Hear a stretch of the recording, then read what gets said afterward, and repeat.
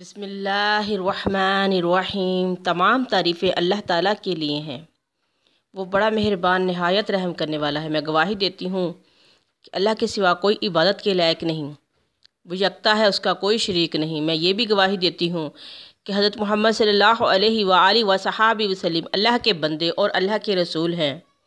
اے اللہ، تو آقا دو جہاں صلی اللہ تعالیٰ علیہ وآلہ وصحابہ وسلم کو اور ان کی آل کو اور تمام صحابہ اکرام کو سلامتی، رحمتیں اور برکتیں عطا فرما اور ان کے درجات کو بلند فرما، آمین۔ السلام علیکم ورحمۃ اللہ وبرکاتہ۔ تمام پریشانیوں کے حل کے لیے، غربت، تنگ دستی سے نجات کے لیے آج آپ کے لیے ایک خاص تحفہ، ایک بہت ہی پیارا سا چھوٹا سا عمل لے کر آپ کی خدمت میں حاضر ہے۔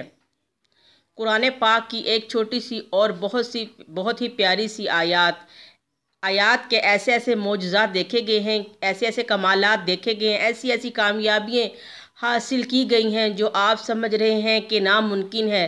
جس چیز کو میری اور آپ کی عقل ناممکن کہتی ہے، رب تعالیٰ کی وہ چھوٹی سی آیات کن کی محتاج ہے۔ اور جب رب کعبہ کی ذات کسی کے حق میں فیصلہ سنا دیتی ہے تو پھر دنیا کے لوگ جو بھی آپ کے دشمن ہیں، دنیا کی جو طاقتیں ہیں وہ آپ کے خلاف ہو جائیں، مگر رب کے فیصلے کے خلاف کچھ نہیں کر سکتی۔ اس لیے ہمارا سب سے افضل فرائض ہے رب کعبہ کو راضی کرنا۔ میں آپ کو بہت ہی پیارا وظیفہ بتاتی ہوں جس میں زیادہ ذکر رزق کا آیا ہے۔ پیارے ناظرین، وظیفہ آپ نے بہت کیے ہوں گے مگر اپنے رب کو راضی کرنے کا طریقہ کسی نے نہیں بتایا ہوگا۔ جب تک ہم اپنے رب کو راضی نہیں کریں گے تب تک ہمارے کوئی عمل کام نہیں آئیں گے۔ اور جو بندہ رب کو راضی کر لیتا ہے اس کی تمام پریشانیوں کا حل غیب سے ہو جاتا ہے۔ سبحان اللہ۔ رب کعبہ راضی ہونے کے بعد اس بندے کے نسلوں کو ایسا آباد فرماتے ہیں کہ آنے والی نسلیں بیٹھ کر کھاتی ہیں۔ اس لیے کہتی ہوں کہ وظیفے تو آپ نے بہت کیے ہوں گے اور اپنے رب کو راضی کرنے کا طریقہ کسی نے نہیں بتایا ہوگا۔ تو محترم سامعین، آئیں ہم وظیفہ بھی کرتے ہیں اور اپنے اللہ تعالیٰ کو بھی راضی کرتے ہیں۔ وظیفہ تو ہر بندہ کرتا ہے، ہم کیوں نہ اس طرح وظیفہ کریں کہ ہمارا اللہ تعالیٰ ہم سے راضی ہو جائے۔ محترم سامعین، کیا آپ نے کبھی یہ سوچا ہے کہ آپ کیا وظیفہ کر رہے ہیں اور اس وظیفے میں کس کا ذکر آیا ہے؟ تو پیارے ناظرین، جب ہم قرآن پاک کی کسی بھی آیات کا وظیفہ کرتے ہیں تو اس میں ہم سب کے پیارے رب العالمین کا ذکر آتا ہے، مگر افسوس پیارے ناظرین کہ ہم صرف اس بات کی طرف دھیان دیتے ہیں کہ فلاں بندے نے مجھے کہا ہے کہ یہ وظیفہ کر، تیری مشکل آسان ہو جائے گی، مگر اس نے یہ نہیں کہا کہ زبان سے تو یہ عمل کر اور دل سے عمل والے کو یاد کر۔ تو محترم سامعین، عمل والا کون ہے؟ عمل والا میرا پیارا رب العالمین ہے۔ جب تک اپنے اللہ اور اس کے رسول صلی اللہ تعالیٰ علیہ وآلہ وصحابہ وسلم سے دل نہیں لگائیں گے تب تک ہمارا کوئی عمل، کوئی وظیفہ کام نہیں آئے گا۔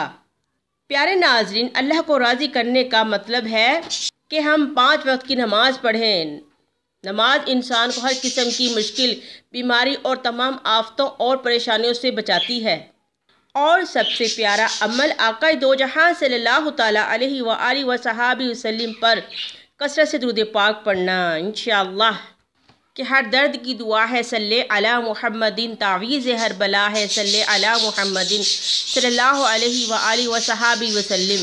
میرے پیارے محترم سامعین، میری بہت سی بہنوں کی ریکویسٹ آئی ہے کہ بچیوں کے رشتوں کی بہت بندش ہے، رشتے آتے ہیں لیکن واپس چلے جاتے ہیں، کوئی جواب نہیں آتا۔ تو میرے پیارے بہن اور بھائیوں، آپ سب کے لیے یہ خاص الخاص تحفہ ہے۔ یہ بہت لوگوں کا آزمودہ ہے اور میرا اپنا بہت بار کا آزمایا ہوا عمل ہے، اور میں نے کئی لوگوں کو بتایا ہے، انشاءاللہ انہوں نے بھی بہت خیر و برکت حاصل کی ہے۔ یہ ہو ہی نہیں سکتا کہ آپ اللہ کا ذکر کریں تو آپ کا کام نہ بنے۔ اللہ کے ذکر میں ہی انسان کی خیر و برکت اور بھلائی ہے۔ تو محترم سامعین، اب آتے ہیں پیارے عمل کی طرف۔ پیارا عمل کیا ہے؟ آپ نے صبح نماز فجر کے بعد 11 بار اول آخر درود پاک پڑھنا ہے اور آقا دو جہاں صلی اللہ تعالیٰ علیہ وآلہ وصحابہ وسلم کی خدمت و برکت میں تحفۃً ہدیہ نذرانہ پیش کرنا ہے۔ اس کے بعد آپ نے سورہ فاتحہ الحمد شریف پڑھنی ہے۔ جس وقت آپ سورہ فاتحہ کی اس آیات پر پہنچیں ایاک نعبد و ایاک نستعین، تو بار بار اس کی تکرار کرتے رہیں، سارا دن اس کی تکرار کریں، یعنی کہ سارا دن بار بار اس آیات مبارکہ کا ورد رکھیں۔ جس مقصد کے لیے آپ نے کرنا ہے، جو بھی آپ کی جائز تمنا ہے، اس کا تصور اپنے دل و دماغ میں رکھتے ہوئے سارا دن چلتے پھرتے کام کرتے آپ اس پیاری آیات کا ورد رکھیں اور وضو کا خاص دھیان رکھیں۔ باوضو آپ نے کرنا ہے۔ پھر رات کو عشاء کی نماز پڑھنے کے بعد آپ نے ایاک نعبد و ایاک نستعین کی جو آیات ہے اس سے آگے الحمد شریف مکمل پڑھنی ہے۔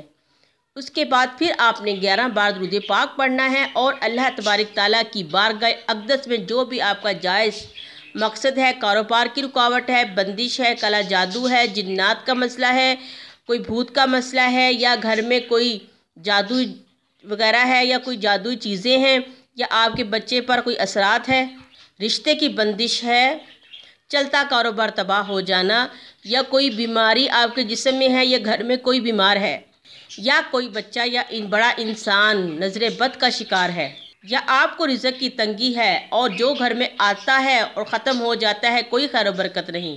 اور میری پیاری ان بیٹیوں اور بہنوں کے لیے جن کے رشتوں کی بندش ہے، جن کے گھر میں رزق کی تنگی ہے، یعنی کہ تمام مشکل اور پریشانی اور حاجت کے لیے آپ یہ پیارا وظیفہ 11 دن پڑھیں یا 21 دن، انشاءاللہ 11 دن کے اندر آپ کا کام ہو جائے گا۔ اگر 11 دن کے اندر نہیں ہوتا تو انشاءاللہ قرآن پاک پر اور قرآن پاک والوں پر، آقا دو جہاں صلی اللہ تعالیٰ علیہ وآلہ وصحابہ وسلم پر اور اللہ جل شانہ پر کامل یقین رکھ کر پڑھیں۔ انشاءاللہ یہ ہو ہی نہیں سکتا کہ آپ کا کام نہ ہو۔ جس کا ایمان کامل، اس کا سارا کچھ کامل ہوتا ہے۔ محترم سامعین، ہمارے بزرگ کہتے ہیں کہ پیر کامل نہیں ہوتا، یقین کامل ہوتا ہے۔ تو یہ تو سب کو پتہ ہے کہ کل کائنات کو بانٹنے والا دینے والا کون ہے؟ میرا رب العالمین۔ اور ہم کس کا صدقہ کھا رہے ہیں؟ آقا دو جہاں صلی اللہ تعالیٰ علیہ وآلہ وصحابہ وسلم کا، ٹھیک ہے۔ اور جس وقت ہم درود پاک کو ایک وظائف کے آگے پیچھے لگاتے ہیں نا، پہلے ہم نے درود پڑھا اللہ تعالیٰ کے محبوب آقا دو جہاں صلی اللہ علیہ وآلہ وسلم، اور پھر بیچ میں ہم نے کوئی بھی سورت یا قرآن پاک کی آیات پڑھی، پھر ہم نے درود پاک پڑھا۔ تو ایسے ہی ہے پیارے ناظرین کہ پہلے ہم نے آقا دو جہاں صلی اللہ علیہ وسلم کا صدقہ اور وسیلہ اللہ تعالیٰ کی بارگاہ میں پیش کیا، درود پاک پڑھا، اور پھر ہم نے اللہ کا ذکر کیا، یعنی وظیفہ کیا، پھر ہم نے درود پاک پڑھا۔ تو آقا دو جہاں صلی اللہ تعالیٰ علیہ وآلہ وسلم آگے پیچھے وظیفے کے درود پاک لگانے کا مقصد کہ آقا دو جہاں صلی اللہ علیہ وسلم ہماری خود فریاد اور ہماری سفارش اللہ تک پہنچاتے ہیں، اور اللہ تبارک تعالیٰ آپ کا ہمیں صدقہ عطا فرماتے ہیں انشاءاللہ۔ تو جن میری بہن بھائیوں کو جو مسائل ہیں وہ یہ عمل ایک بار آزما کر دیکھیں۔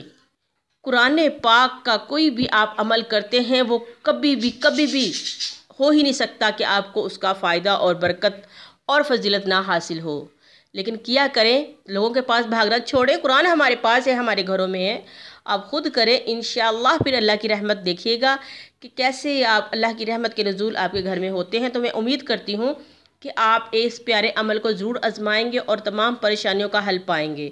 تو کمنٹس میں مجھے اپنی رائے سے آگاہ کیجیے گا، اور جن بہن بھائی کو جو بھی مسائل ہے یا کوئی پریشانی ہو تو کمنٹس میں لکھیے گا، خصوصی دعا ہوگی۔